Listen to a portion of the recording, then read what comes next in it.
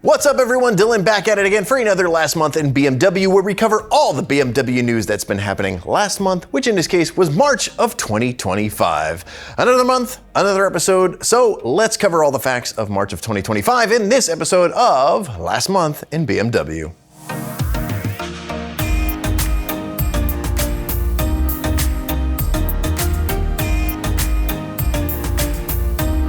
Everyone knows that BMW's favorite market is China. Well, it just so happens to be the biggest one. But anyway, the long wheelbase model is synonymous with China, but now India is actually going to be getting the LWB treatment.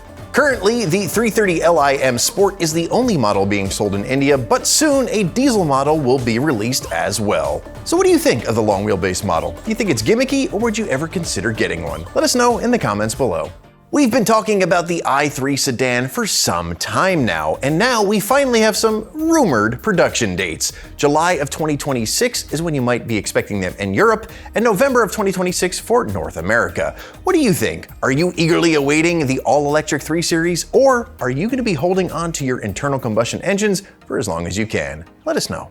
Speaking of all-electric BMWs, the German manufacturer may have accidentally slipped up and said how much range we could expect from the all-new iX3s. The current iX can get up to over 701 kilometers or 436 miles of range, but apparently the models coming out in 2026 will get even more. When EVs first started to hit the market from every manufacturer, range anxiety was a huge concern. Now, with more charging stations and the fact that in some cases you can get more range out of a single charge than you can a single tank, if you use your BMW for basic commuting and charge at work or overnight at home, these ranges are looking pretty good.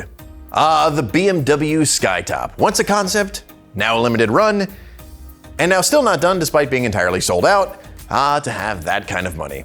Anyway, some spy photos have arrived of the BMW Skytop doing some winter testing in Austria. It is all camoed up, which is strange considering they've already showed it off, but I guess that was a pre-production model. Some more shots have appeared of the car in Munich, which include the interior, which looks strangely boring. It's very BMW, which, well, it's a BMW and not really a bad thing, but it doesn't look $500,000. No, well, it's not something many of us will see anyway, especially here in the US. If you haven't seen our video about why BMW killed the wagon or touring models in the US, go check out that video, it just came out recently.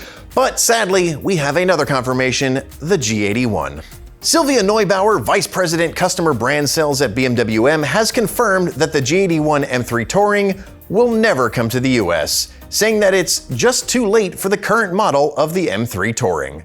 Maybe that means we might get the next generation? Who knows? While we are getting the new M5 Touring, that comes at a high price. While the M3 Touring probably isn't that much cheaper, don't you think it's time we got some new lower spec wagons here in the US? I mean, the last one was the F31. Well, I don't want to spoil our video too much, so go check out that one if you have not done so already.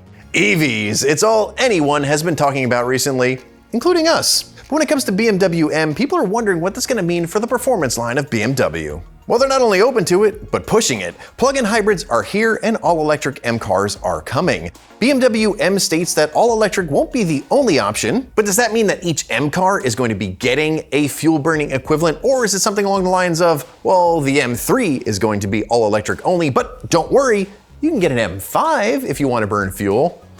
Either way, BMW M states that passion and performance will still be there, so while they're still focusing on a big PP, we'll see how that translates into sales.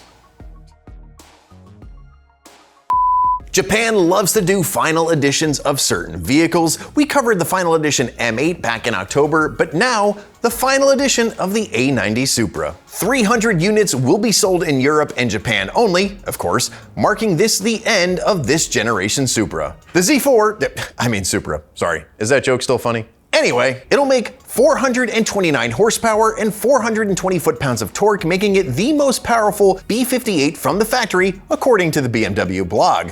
Like other final editions, the model will be all black with a lot of carbon fiber inside. What do you think about it? Let us know in the comments below. If you haven't noticed, we talk about BMW in China a lot. Well, that's because BMW talks about China a lot. AI is all the buzz these days, and it's working itself into more and more vehicles, and BMW is no exception, especially with its Neue Klasse right around the corner. For the Chinese market, and hopefully only the Chinese market, BMW has partnered with Alibaba to develop a new large language model that will integrate with BMW's personal assistant. Apparently it's pretty good at what it does, but I have my privacy and security concerns.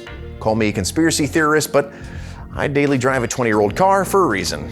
Recently, we talked about iDrive X, or 10, not exactly sure which way to say it, but might as well call it iDrive Tencent because BMW is going above and beyond for the Chinese market to redesign a special version of iDrive X just for them. They're redesigning where all of the important stuff is that you see, adding more immersive entertainment features, and easier access to infotainment functions during daily commutes. Yeah, not something anyone anywhere else has been asking for. Even things like song lyrics on the panoramic display, distracting but kind of cool. Now I understand catering to your biggest customer, but for me, personally for me, not Beamer Tech, but me, Dylan, it's getting old. BMW, I feel, is alienating the rest of their customers. I mean, China is getting custom long wheelbase versions, they're getting redesigned iDrive systems, and more, and we can't even get regular old wagons that have already been developed, tested, and sold. They just need to be brought over here. We're finally getting one, but it's the most expensive one that BMW offers. Good job, BMW. And that wraps up March of 2025, concluding this episode of Last Month in BMW. Which was your favorite story? Let us know in the comments below. Again, if you want to learn more about any of these stories, we have them all linked in the description. But as always, for more tips and tricks, product reviews, and so much more for BMWs, Minis, Supras, and now Teslas, make sure you subscribe and don't forget to ring that bell. Want to know what's happening first? Head on over to our website and sign up for our newsletter. Don't forget to check us out on Facebook, Instagram, and TikTok as well. Thanks for watching.